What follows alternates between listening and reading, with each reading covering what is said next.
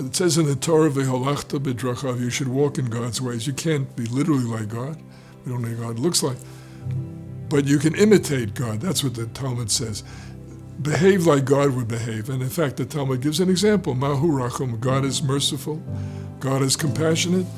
You should be merciful. That's the way to walk in God's ways, to imitate God.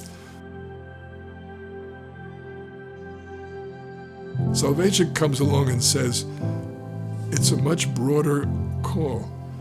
To walk and imitate God means not just God's compassion, every God's quality you should develop and imitate and do better at. Therefore, says Soloveitchik, God wants each individual to develop more of their capacity to be like God.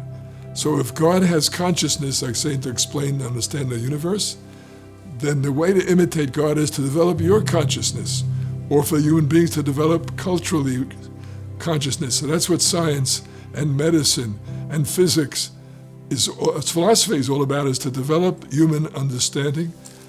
To do that is to become more godlike. Soloveitchik is pointing out that what we think is secular activity, developing a better understanding of cellular technology, this is not only becoming more godlike, final step is to take these powers and use them for God's purposes, meaning for the side of life. So I can develop nuclear power and turn it into a bomb that wipes out people. But to be godlike is to take that power and, like God, use it for life.